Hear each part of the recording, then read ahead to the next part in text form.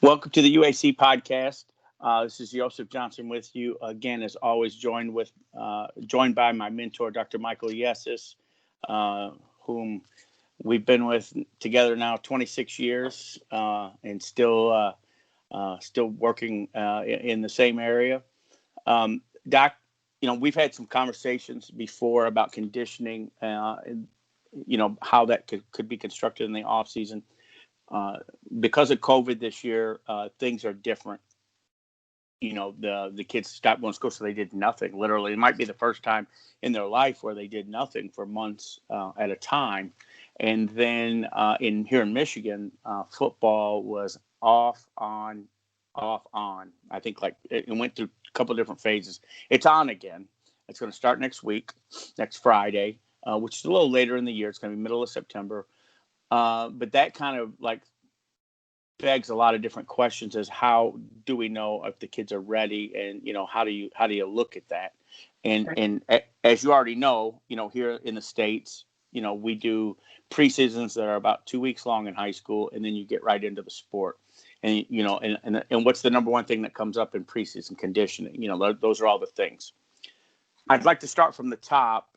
And because I believe that in the United States, the model itself is not good. It's faulty, and also the idea of the science that what we call sports science in the United States really isn't. We don't really have a sports science culture or departments. There's no research being done. On high-level athletes at all. We don't even know what a high-level athlete is. We don't even have a classification system. So we wouldn't even be able to tell you high-level or not because we don't even define it.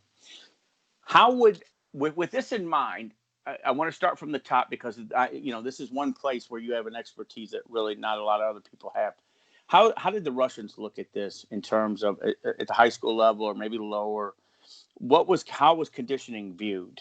In a general sense, how did they address that? Well, I think I'll lose you. How did it progress, starting from where? So when they were a lot, I know a lot of the kids would go to schools that were maybe specific to a particular sport or whatever, and they're developing and they're looking at a kid who's, let's say, 14 years old. They're taking a long view on this, and they're not looking at it like, well, we got 2 weeks till the season starts.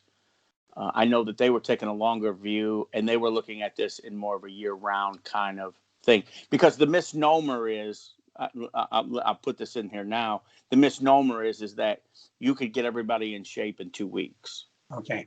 And we know that's not possible. So go ahead and take it from there. How would the Russians look at that? Okay, yeah, I think it's based on too many assumptions. Because you only have 2 weeks, the athletes who are ready to go are those who've already been playing other sports. So they've been doing things in their aerobic and anaerobic and other types of development already fully, not fully, but they've already been in progress. But 2 weeks is not enough to develop any physical quality. It takes at least 8 weeks or 6 to 8 weeks, depending upon your level, before there are going to be any permanent changes done in the body. Because you do something for a week or even double up, like many coaches do. Well, you didn't do anything so long. We're going to have double sessions. Or we're going to do twice as much. That's not going to get you in shape or stronger or faster, whatever you want. It's impossible. It's only good for bringing about injury.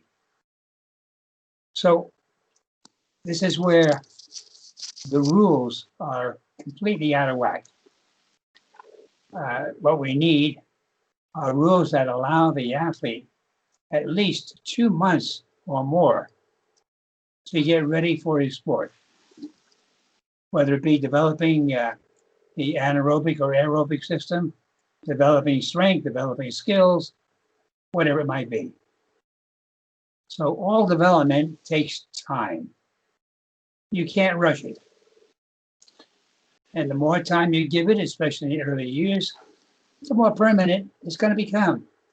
And the better you can refine it so you can make the athlete even better.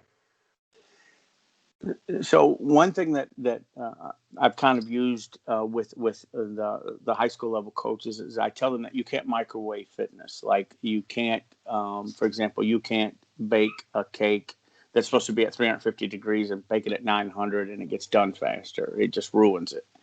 And I think that is analogous to the way that the athletes develop. If you give them way more volume than they can adapt to, they're going to get injured. It's going to make everything worse, not better.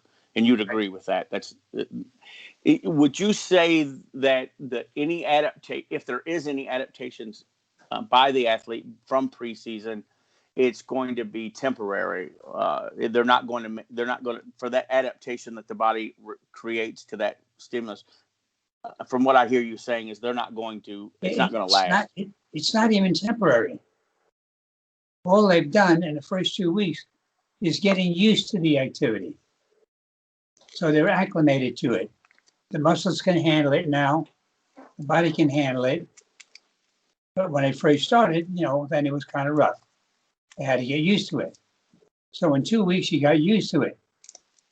But that doesn't mean you got any development. See, the development comes later. You make a good point there.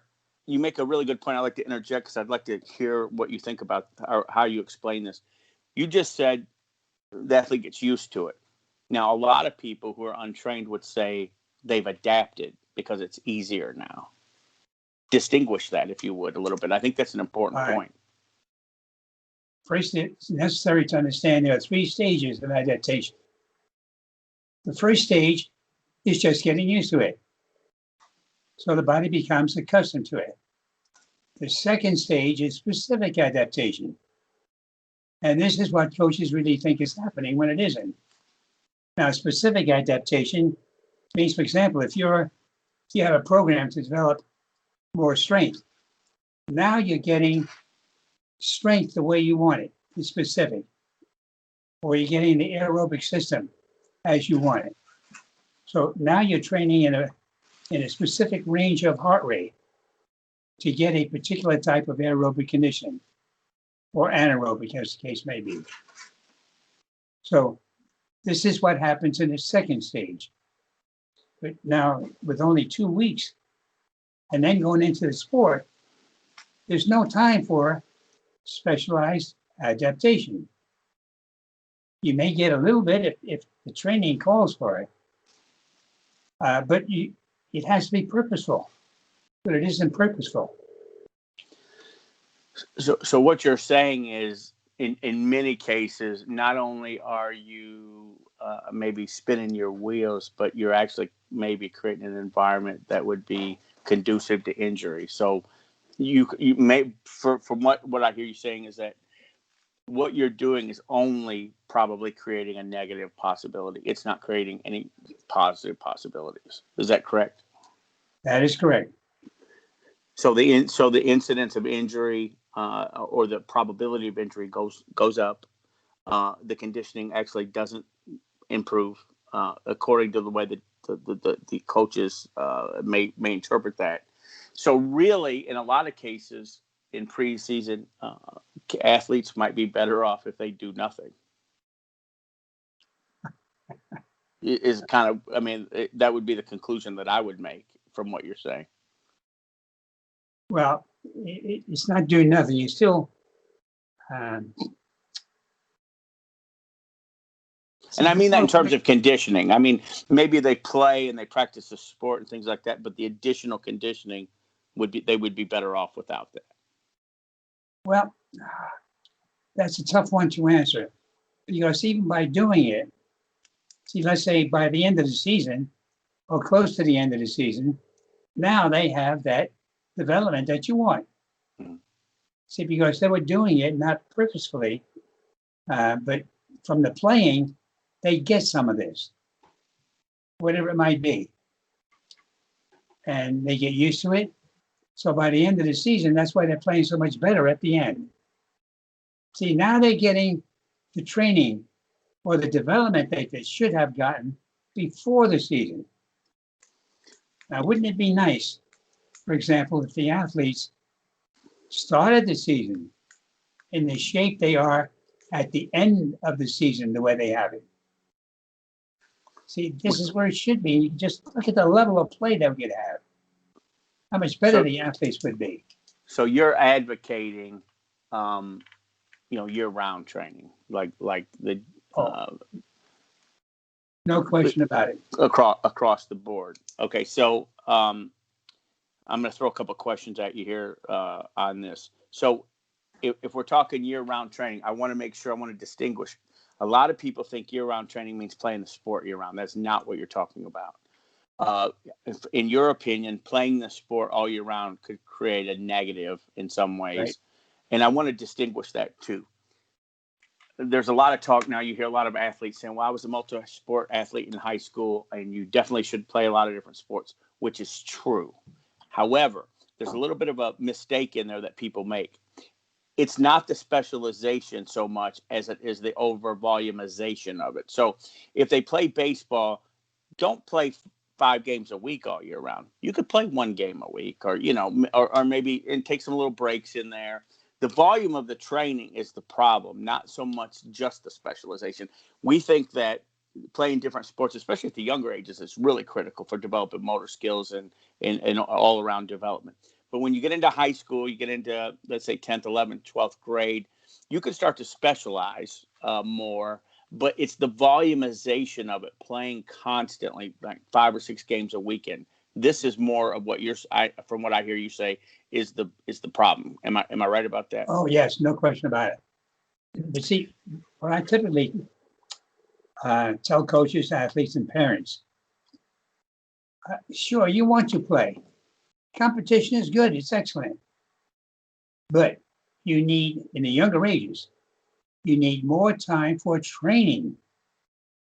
See, you must train to develop more strength, or to develop more aerobic ability, or anaerobic ability, or agility, or flexibility, whatever it might be. You have to train for these items. You will not get them by playing the sport. That's the key. But playing is good. And but see, playing only develops 2 things: strategy and tactics. Right. It does not develop your physical abilities. Once they're developed, maybe initially when you first start playing, sure, you're going to get a little bit more endurance, maybe a little bit more strength of the muscles to endure, or more muscular endurance. But then it levels off. And that's where you need training. You don't want any leveling off when it comes to strength development, or flexibility development, or aerobic development. These should continue in the early years. Yeah. So basically, this kind of and I don't want to spend a ton of time, but I want to touch on this too. This is kind of where, in the GPP, the general preparatory phase, which is a large part of what a child would go through, a kid, that's basically what they would be doing almost all year round. This is where things like the 1x20 come into place. They help develop that base level of capillary density in the tissues, better endurance, better strength, neuromuscular coordination, all these different things that we'd like, and the ability to recover. See, these are the right? things. I'm sorry to interrupt you, but yeah, these are the things I call developing the foundation. It's like when you build a house, you have to put in the foundation first. So the same thing here. We're trying to put in the foundation for the athlete. Now he's capable of doing what we want him to do. But if you put him into these situations that are all out, it's going to hurt him. Do everything when the athlete is ready for it, physiologically, mentally, and technically. And one other point that I wanted to bring up here too is that that building that capillary density in the muscle and the connective tissue makes it more resilient to injury too, and Sure.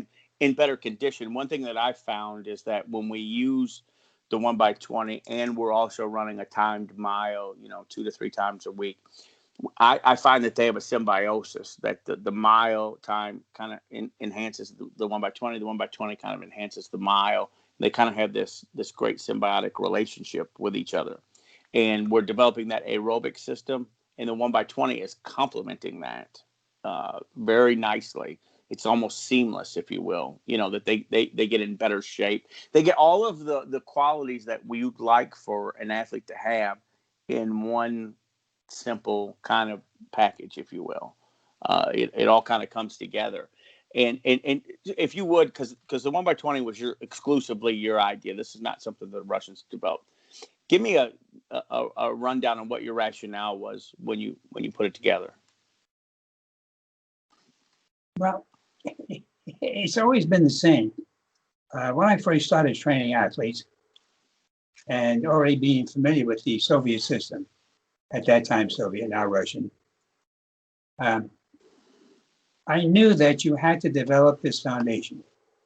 You had to develop the physical and technical abilities of the athlete in order to allow him to grow and develop and learn what it is to be a high-level athlete.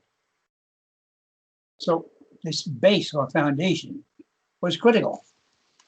And in order to develop it, we had to do many different exercises. How can you talk about developing the body if you don't strengthen all of the muscles of each joint? This is imperative. When we talk about prevention of injury, where do injuries usually take place? In the weakest link, the weakest muscle. So we must strengthen those muscles, all of them. Now, some of them may require additional strength depending upon what they have to do in this sport, especially the specialized skills. Or we may need more endurance, whatever. But at the beginning, we have to start off with all of the muscles, all of the joints, the basic skills of running, throwing, jumping, kicking. All of these interrelate to one another. They overlap. We have to develop these neuromuscular pathways. And then, once they're developed and fully mastered, this means that they're automatic. Then we can build additional skills based on or connected to or laid on these other reflex or motor pathways that have already been developed. Until we have this foundation, all the work you do on developing a high-level skilled athlete is wasted. They have to have this base to build other things on. And I don't know how else to put it, so that's why I started this system. Yeah. And it's gotten a lot more attention in the last probably 5 years, and a lot more people have kind of adapted it and used it to really great success. I think that, we in the United States were too quick to use methods that are too advanced for the level of the athlete that we're working with. So, they've heard of plyometrics. So they're like, well, let's do that, at 13. And the kid doesn't have any strength to even be able to do the plyometrics correctly. I mean, the definition, number one, I've very rarely seen anybody actually know what they are. Number one, when they tell me what they're doing with plyometrics, I honest to God, I think maybe I may have seen one or two people that actually knew what they were talking about in 26 years. So we got to get that off the table first. But even if they did, you don't want to start them at an early age. It's going to be a while. They have to have a lot of development of strength and elasticity in the musculature from the jumps. And there's a lot that goes into that. And we're always kind of wanting to do the latest and greatest, most sophisticated thing when I tell parents and coaches both that the training should be viewed kind of like a music lesson. Everything's built upon the last lesson. You slowly advance, and you don't become a solo pianist in 1 year. Normally takes 10 to 15 years for that will happen. And developing an athlete, I would say, is very similar trajectory. It's a long time. I mean, it's 10 to 15 years, for that athlete to really see the maximum that they could achieve. I would say, it's going to take a long time.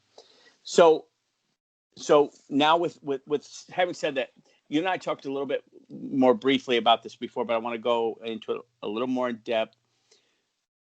So we got to delineate in high school especially. Track and field is a little bit different. You got some endurance sports there, and then you have your team sports. So I'd like to go into track and field real quickly and talk about the sprints and the endurance events. I got a couple questions there, and then I want to get over into the team sports side because I think that they should be treated differently, and so we kind of have to establish that. So track and field is interesting in the sense that the event that you do is that's it. Like everything, there's no tactical stuff really. The coaching is more limited to whatever the distance you run, right? So I want to go. So the longest distances that are run, I'll start from that in high school is cross country, which is about I think 3.5 miles. It's 5 kilometer race. So that's the longest. Now, obviously, we know that we need to develop the aerobic system for that. That's obvious. But, I hear of distances in miles being run that seem to me like they're higher than need be. And I'd like to have you clear it up.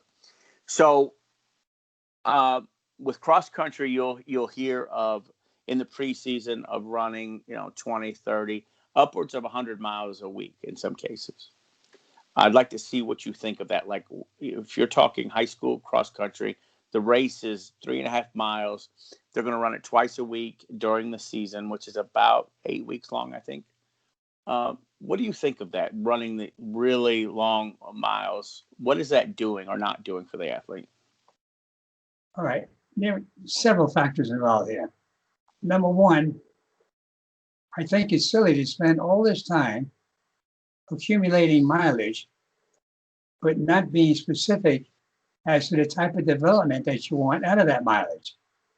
Because if you break down cross-country running, it requires some strength or muscle endurance of the muscles. So that means we have to spend time on developing the muscle endurance. It requires some anaerobic endurance. And we need this, especially if it's a good runner. He'll have a big kick, so to speak, known in the industry, where he can speed up at the end of the run. He's not going to speed up on the aerobic system. He must have the anaerobic system developed to do this. So that means we have to spend time on the anaerobic development. Then, of course, the distance that they're running is done aerobically, but at what speed? What is the heart rate? These are the critical factors, not how far you've gone, but how specific is your running? What kind of development are you getting from it? And how much time are you spending on developing these other factors that I mentioned? This is the key to being or developing a successful athlete. I think I mentioned this before. Every time I watch a cross-country race, I see these runners all over the place. Not only do they all have a heel hit, but they're rotating their shoulders. It's like they don't have enough strength to hold their joints in place, which is kind of silly. So why run this way? Oh yeah, but I did my mileage. So what? See, we're not looking at results. What are you getting out of that mileage? Yeah, I think that's an interesting point that you made about the technique. I think that's critical, and that's one of coaching and also of the strength training that we just talked about, especially in the higher repetition ranges. And the other point is mileage. What mileage makes sense? So, like, if you are, a marathon runner, you don't run more than a marathon 4 times a week. That would be viewed as not efficacious, right, or injurious. Right. But then you'll see, where they'll run maybe 4 or 5, up to 10 miles, 12 miles a day for a 3.5 mile race. It seems to me incongruous with the system development that you've mentioned this before, and I'd like to hear you talk about it again, that the speed is the key. So if they've got the endurance and they've got the aerobic capacity, that's no longer the rate limiting factor. Now the rate limiting factor is how fast can they do it? And that's going to require the athlete to run shorter distances to develop the anaerobic. Could you talk about that?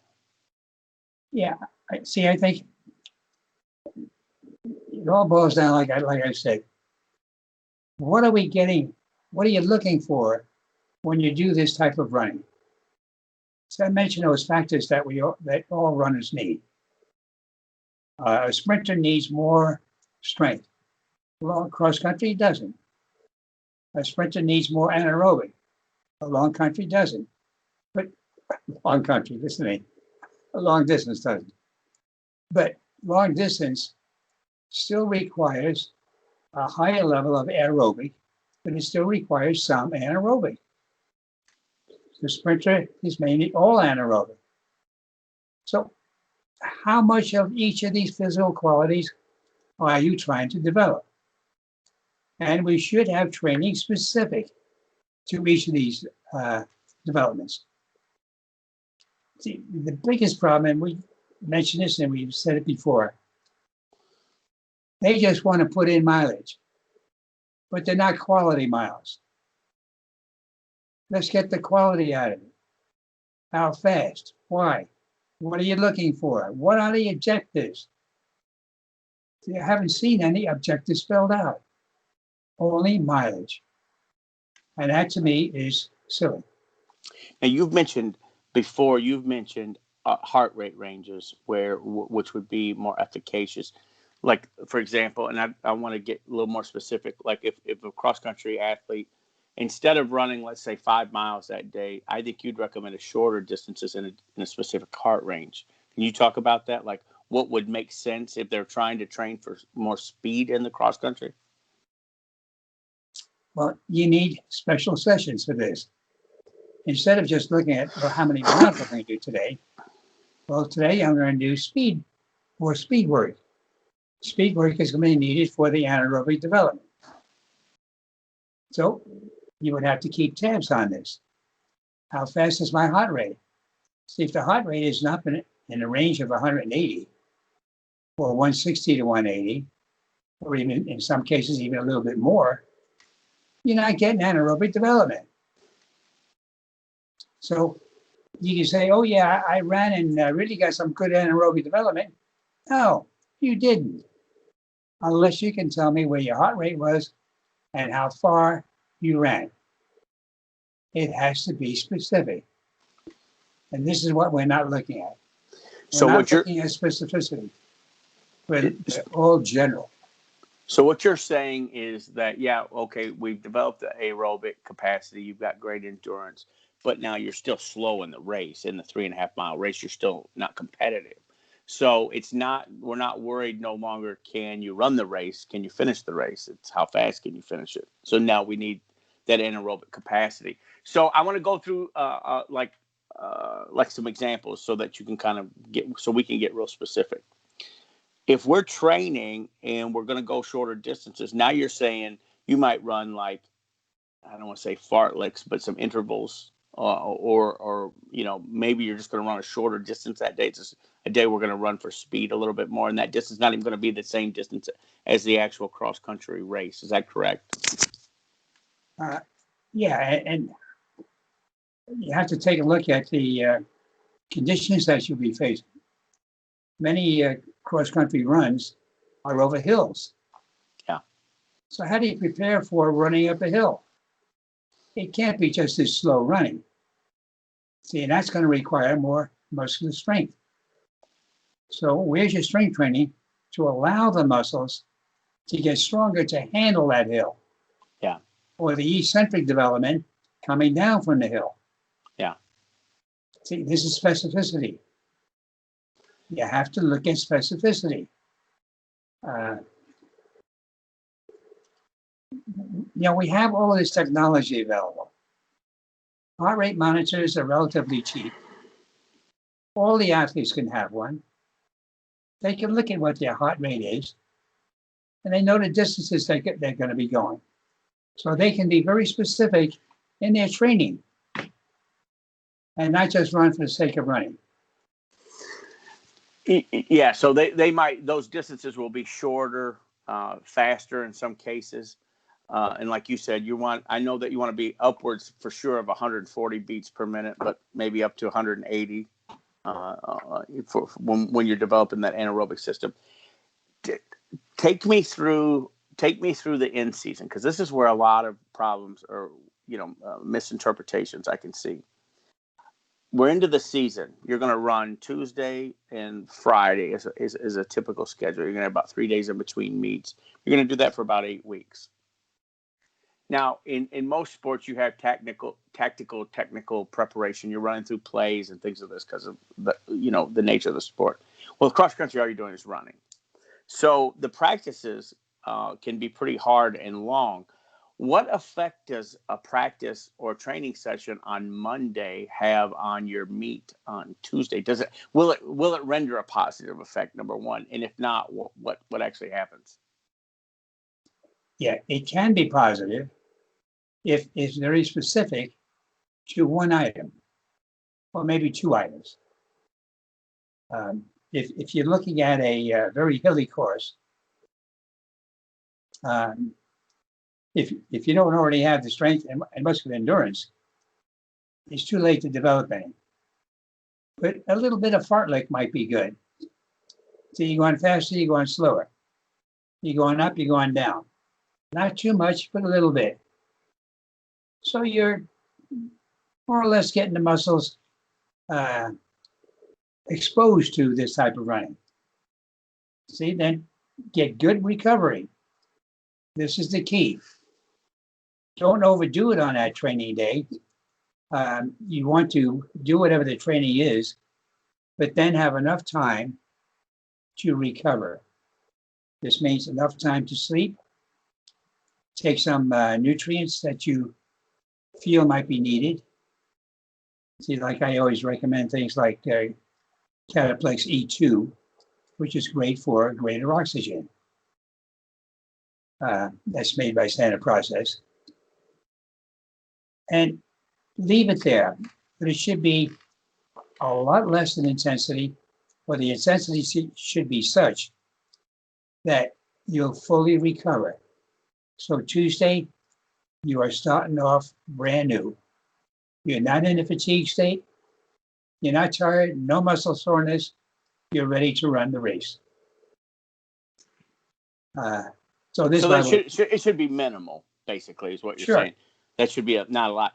Now, Wednesday, Thursday, you've got another meet on Friday. What does Wednesday, Thursday look like? All right, Wednesday is still a recovery day from the run that you did the day before.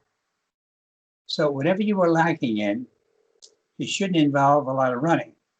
Give your body time to rest and recover. But in this case, you can do some strength training or muscular endurance training.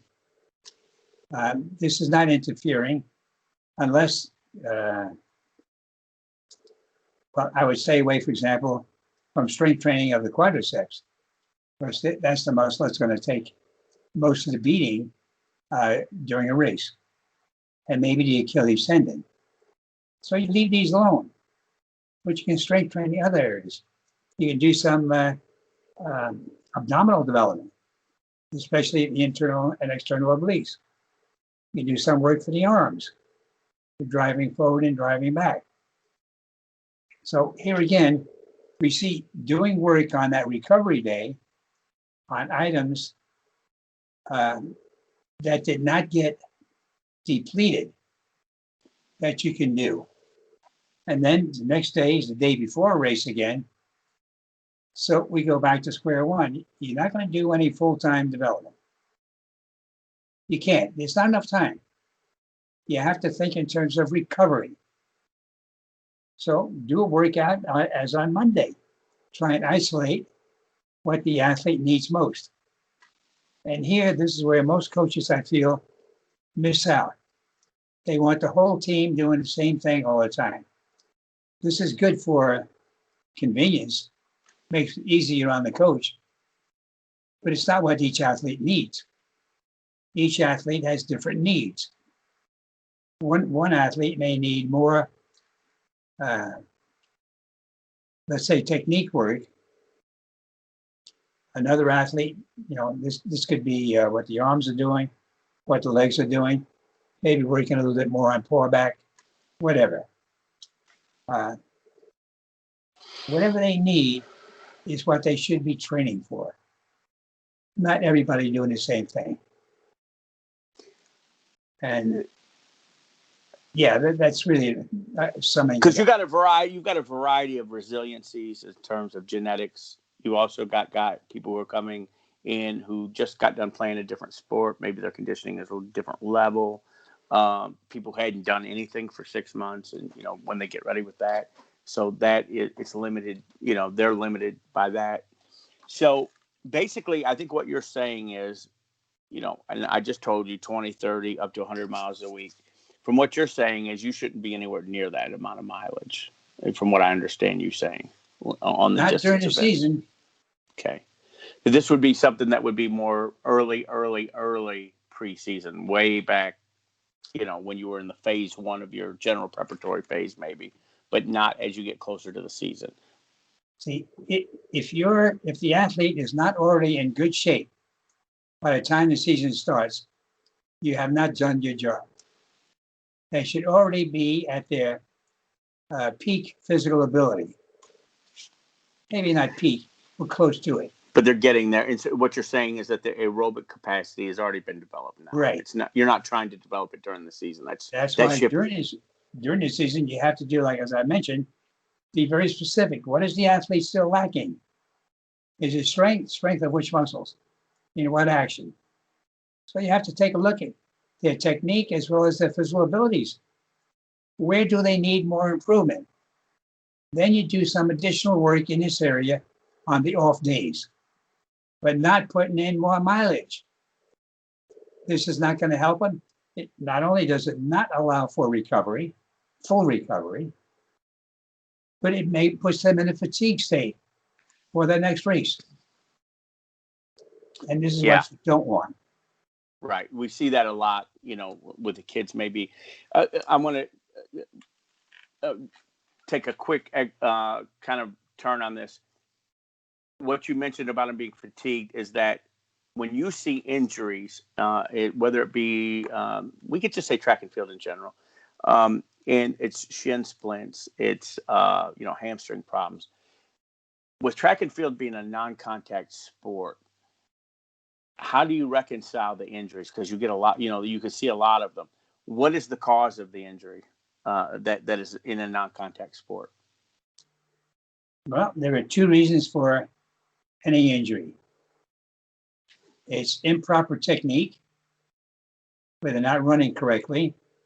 And the biggest thing I see with the long distance runners is landing on the heel. And the same thing with sprinters or, team athletes. Too much heel hitting. Because every time that heel hits, especially with the leg out in front of the body, that's jarring the whole body. They may not feel it because it's only instantaneous. But after a long race, after all those yards, add up every single little impact, and that's a heck of a lot. Yeah. All right, so technique is one. The other is the physical abilities. They didn't have the strength needed to withstand the forces involved in doing the run, or whether it be in the landing or in flight, whatever it might be. What is the position of the body when the foot hits the ground? Is it all twisted with the shoulders, or are they hitting with good posture? So you see there are many factors involved there. And what I tell a lot of coaches is, like example, shin splints is simply an overwork syndrome. It's really no other way to explain it.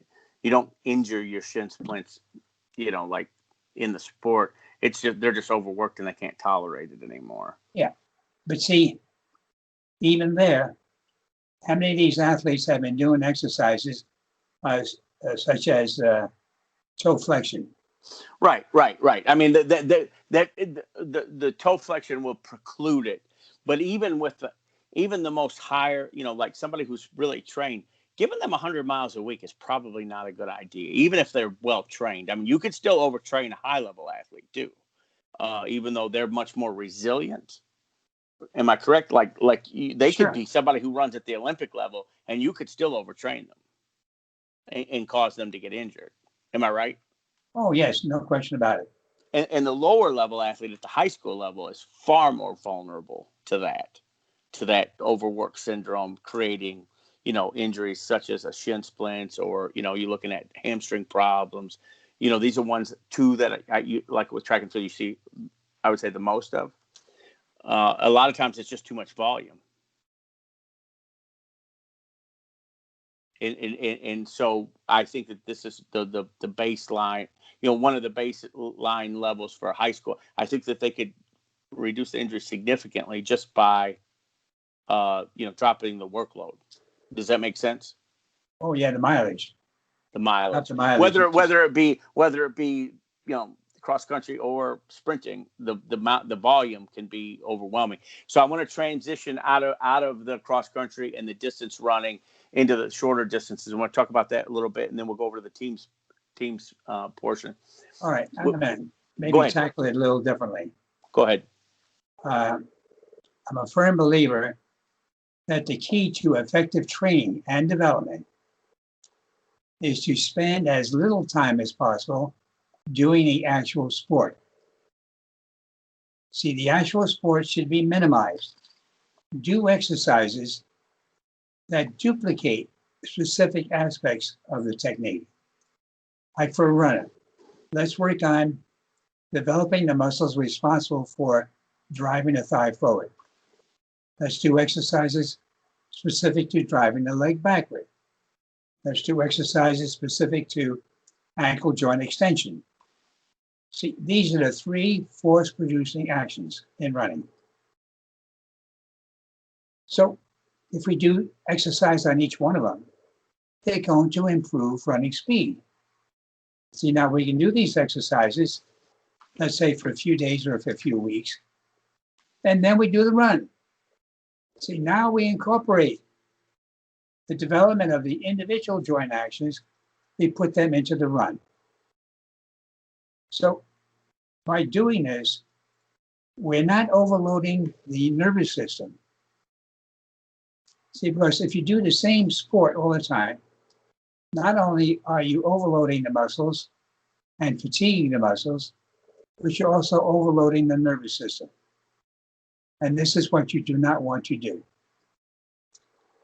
And same thing with the strength training. See, do the strength training where it's needed. If the person can't hold their shoulders in place, do exercises like the reverse sprung twist. If the arm action is not powerful enough, as it should be in sprinting, then do exercises specific to, shoulder joint flexion and shoulder joint extension. Again, see, I'm getting into specificity. Right. You have to analyze what the athlete is doing. You have to understand what he should be doing and how he should be doing it. So it relates to understanding by the coach. This could be the problem. See, then you have to target the training to each athlete.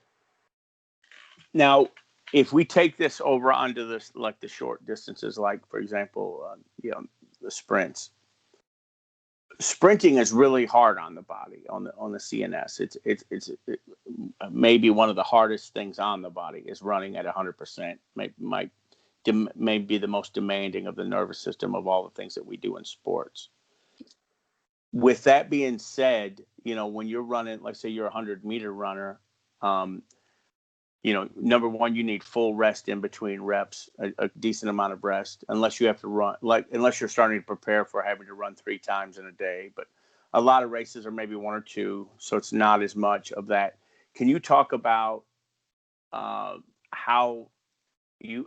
careful you might need to be with a sprinter, to make sure that he's at his peak when he's running, because that can be a real kind of fine line. Could you talk about that, like, his preparation and his non-need for a lot of volume? All right.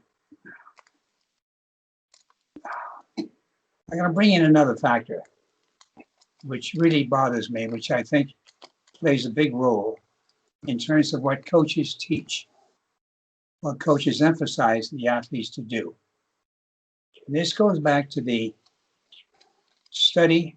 erroneous, terrible, misinformed study by Wayne at Harvard. And others. At Harvard University is when he did that. When he was at Harvard. Now he's at SMU, I think. Oh, some school in Texas. Yeah. See, and the reason I say that is the misunderstanding of vertical and horizontal forces. See, they concentrated mainly on vertical forces, which are minimized in sprinting. You don't want vertical forces in sprinting. They should all be horizontal forces. Understand that high-level sprinters, their center of gravity only deviates by 4 centimeters. Like 1 inch that the pelvis goes up and down. Yeah. But if you're concentrating on vertical forces, you want to look like a yo-yo or a pogo stick going up and down the track. So the reason I mention that it is not just to criticize, Wayne, but to show how coaches interpret that, and the athlete tries to develop vertical forces when he's striving to develop horizontal. So unconsciously in his running, he's doing a horizontal, but he's thinking vertical, and it screws him up. So I think it's important in the training that athletes learn what is effective technique. And we have to spend more time on this, because how you run is also probably the number one reason for injury. You're doing something in your technique that's causing the injury. So this goes back to how much sprinting should you do? Well, you do sprinting where everything is good. So if I'm doing 100 meters, I'm doing it with good form. If I don't have good form, I sure don't want to do repeat hundreds or repeat 60s or whatever 5 or 10 times. Because the more I do this with improper technique, I'm going to get injured. So the amount of sprinting really depends upon the technique.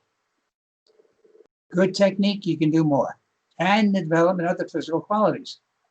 If you developed enough strength of the hip flexors, hip extensors, gastrocnemius, sure, go and do a lot of sprinting, but only once or twice a week. That's all you need. You need time for recovery. Recovery is just as important, if not more important, than any training that you do. So we know that Olympic sprinters, will, somewhere around a week to 10 days before they get to the Olympics, they start cutting the training down or almost off. Maybe 7 days out, they don't sprint again until the actual race. So the way that it's constructed here in the United States in track and field is kind of interesting, because you're going to run, Tuesday, Friday. You're going to practice on Monday, Wednesday, Thursday. And from what you're saying is, and from what you see from the Olympics and other, events, high-level events, is that it would make no sense to sprint on Monday and then go to your meet on Tuesday, because you still haven't recovered from the sprinting on Monday. Is that correct? That is correct. See, go ahead. I was going to say, we think more in terms of, we got to cram more in order to get better. Where in reality, it's the opposite. The less we do, if you're in shape, if you're fully developed, the less you do, the faster and more effective you will be. So you're really wanting to stay away from a lot of this sprinting in season. You want to save that for the days that you're actually going to compete. And so what's more important on those days is maybe working on your start, working on your technique, things of this nature. Maybe you get in a little work in the weight room possibly on Wednesday, but other than that, it'll be minimal. Am I correct? Correct. And not only is it not effective, but sprinting every day of the week is going to cause an injury. Sure. I mean, that's just a matter of time. And you're going to get slower, mainly because you're not allowing recovery. Sprinting takes more recovery time than cross-country running. So, you can recover faster from slow running, but much longer for fast running. And I think that the important thing for a coach to understand is that everything that you do in training is a trade-off. Everything has an expense. So if you train hard today, it comes at a cost. There's going to be an expense paid by the body. How many ever days of recovery for that? The body just doesn't recharge just because you woke up the next day ready to go again to do that same activity. You have to allow, 24, 48, 72 hours, sometimes even longer, especially if the sprinting is really tough. You're going to need, a minimum of 72 hours to even recover between those two. And this can be borne out by just going out and timing them again, and you can tell they can't run as fast again. So if that's a very easy indicator to tell you they haven't recovered if they can't run that fast again. There's something going on there that's negative in the body. So I think that some of it's just common sense that, hey, look, if the athlete's not performing better, then what are we doing wrong, or what do we need to change? And I would say across the board, typically it's cut the volume down. That's number one. Start looking at technique, things like this. And I want to transition into the, and then I want to talk a little bit more about transition over into team sports real quickly, and then I want to talk about some of the antidotes for some of these issues that you've already talked about previously, but I want to bring them out. So the idea then is that, look, once we're in season, if we haven't done anything all year round, that train's left the station. It's not going to happen. It's over. Now the only thing that could possibly happen is you could hurt them. So it's better to hold back the reins a bit and try to be prudent in the way that you run them or exert them at this time, because it could really be a negative. And I think the level of injuries that we see at the high school level bear this out. We see lots and lots and lots of non-contact injuries. And this sounds like kind of a bold statement. I'd like to see if you agree. But I say that non-contact injuries at the high school level are almost exclusively the responsibility of the head coach. They more than anyone else could help avoid that or preclude it. Now you don't know everything that's going on with a kid. Maybe they're doing lots of other stuff, and this can be a complaint of the coaches. But I think if you know that the kid is out doing a lot of other stuff, you need to take that into consideration when you bring him into your practice. You can't, like what you said, everybody's an individual. You can't use a cookie cutter approach with that. And so, there's a lot of responsibility on the coach's shoulders, but you have to assume it because you've taken that responsibility on. Once you take the job, so you have to be very mindful of that.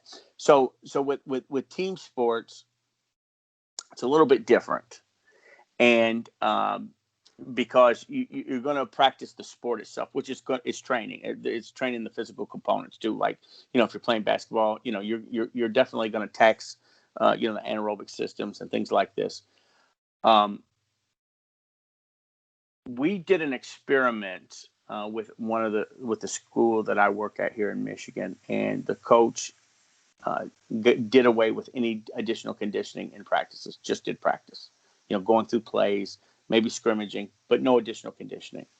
And what we found was they actually performed better than they'd ever performed before in terms of total steals went up, which tells you, defensively that they were able to maintain that pressure and quicker.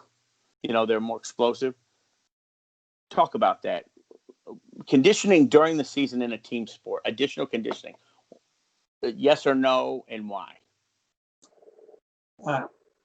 Again, it's the same thing, whether it be a team sport athlete or an individual sport, like in cross country. They should already be in condition before the season starts. And the conditioning here will depend upon what the demands of the sport are. If you're playing basketball, for example, sprinting becomes more important than just running. So how do I develop sprint? So a good portion of your training time And it could be conditioning, or it could be preparation for, gameplay. Call it whatever you want. But they need more sprint work. And you can do strength exercises, especially the knee drive, and other exercises, like the lunge with active cords, lunge with a knee drive with active cords, knee drive itself. These become very important if you're looking for additional acceleration. All right, then what else does a basketball player need? Jumping, jump height. So how much time we're going to spend on jumping? Well, number one, let's teach them the correct way to jump. I see too many athletes, or when they send me their videos for analysis, don't use the ankle in their jumping, but yet it's critical. Once they learn proper technique, now what exercises can we do to strengthen the muscles? You can do strength exercises. You can do plyometric type exercises if they're ready for it. Or if they're not ready for it, then simple jump exercises.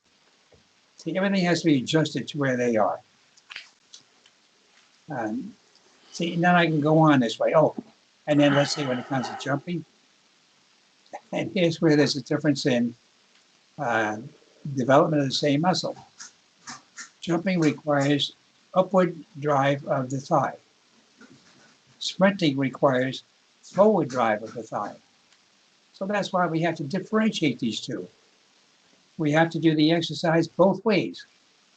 We do it just with a knee drive, where the thigh does not come up all the way, or close to it. That's more applicable to running. Then we can start with the leg directly under the body to drive the thigh upward. Now we're dealing with jump height. So you see how we even adapt the exercises to the skill.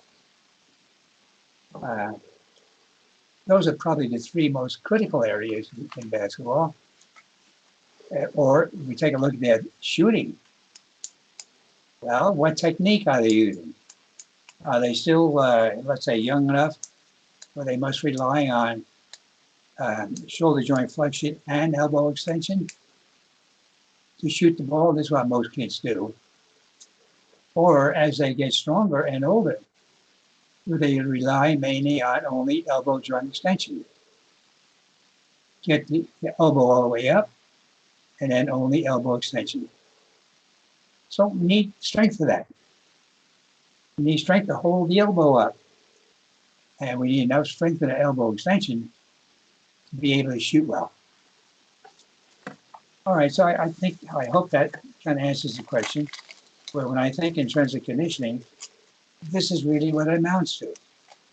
At this time, you're not doing conditioning work so much as you are specialized work to develop the needs of the athlete at that moment. And I want to iterate there that specialized exercises, especially the single joint varieties, for the most part, are not taxing to the nervous system. They normally are a 24-hour recovery period, maybe some exceptions to that, but 24 to 48. So you're able to insert them at places and still get a return on investment during the season because they're not taxing, but they have direct transference onto the skill so that you will see the benefit and you don't see much of the downside. So I want to jump on to the next thing, because that's where this leads us, is, with some of your books and the use of the active cords with specialized movements, explosive running. I want to recommend that to everyone, coaches of all team or track and field sports, because you're going to look at what occurs during running. You're going to see, what exercises should we be using, and the efficaciousness of them is that they can be used without the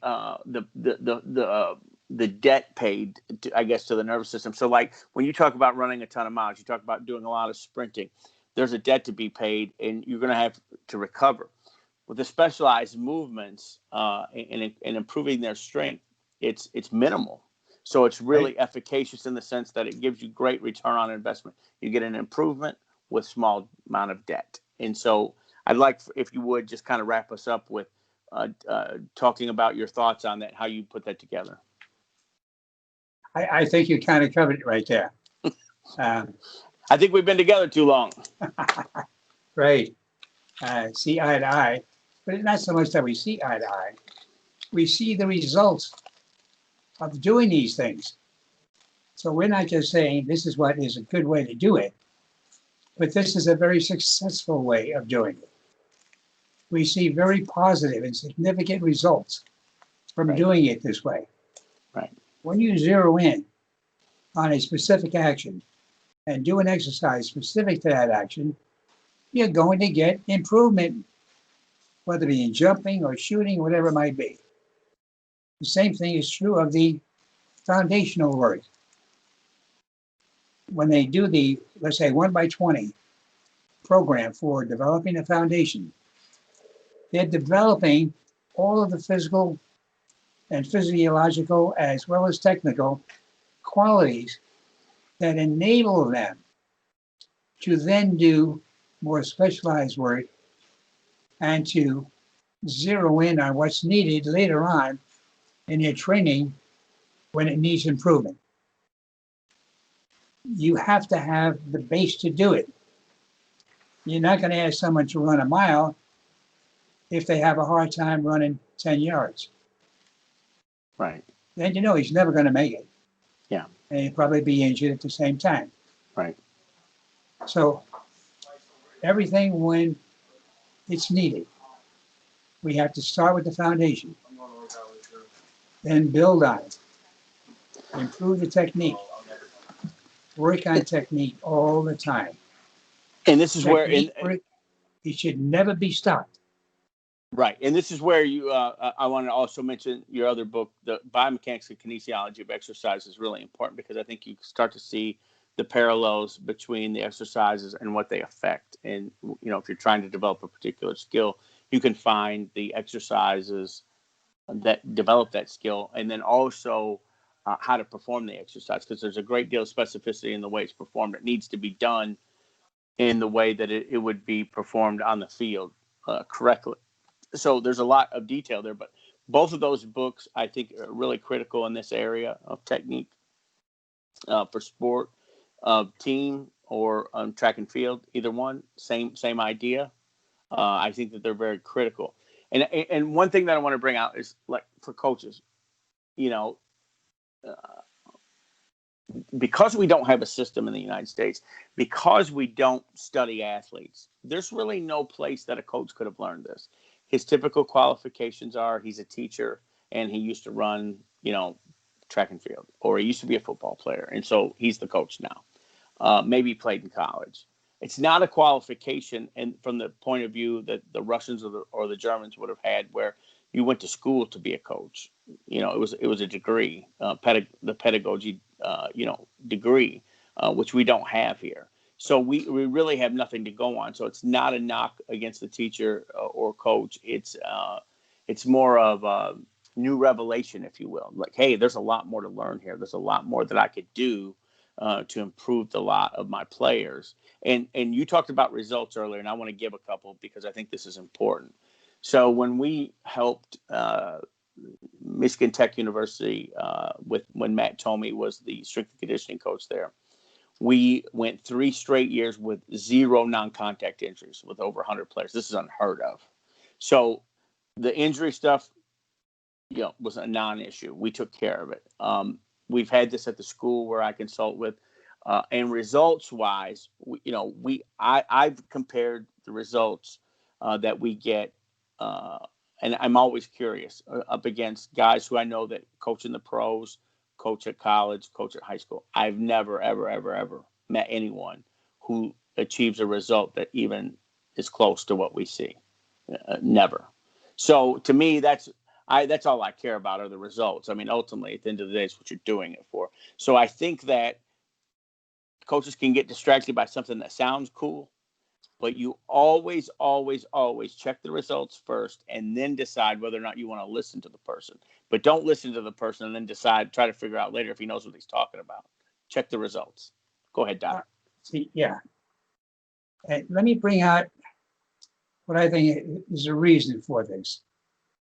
See, like when you talk about no injuries with Matt, that's a simple thing. See, when I say simple, most coaches are going to say, this guy's nuts. No, I'm not. But see, they're so used to doing the same thing over and over and expecting different results. They can't understand something different. And they're reluctant to try it. See, most of their training revolves around strategy and tactics. And this should come naturally once they have the physical base. Coaches don't think in terms of, well, I got to do all of this non-specific work. They got to zero in. I've had coaches, like on this one forum, they asked me, what's the best exercise that a 12-year-old lacrosse player should do? Why are you worried about the exercise? At that exercise, you should be more concerned with his overall technique of running, jumping, throwing. These are the keys. But see, we try and get more specific, thinking that this is the way to develop a better athlete. Yeah, you have to be specific, but not in terms of playing the sport. Think in terms of specificity in relation to developing specific qualities. See, and I think this is where most coaches go sideways. They don't think in terms of development. They think in terms of playing, and development relates to how much better they are playing, not performing. Right. I don't know if that helps or whatever. Yeah, no, that's great, Doc. Well, Doc, thanks as always. I appreciate you taking the time to do this. We're going to get back together again next week and resume with some other stuff as well. But I really appreciate your time. I'm going to encourage everybody pick up Explosive Running, Biomechanics, and Kinesiology of Exercise for sure at dryesses.com, uaconcepts.com, or on Amazon, whatever your preference is. Those are going to be really beneficial.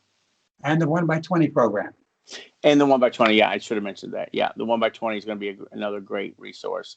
And yeah, I always hear real positive feedback on that. You never hear anything other than that. So I think that's a great one for everybody to pick up. So thanks a lot, Doc. We're going to talk real soon, and we'll have some new topic matter next week. All right, sounds good. All right, thanks, Doc.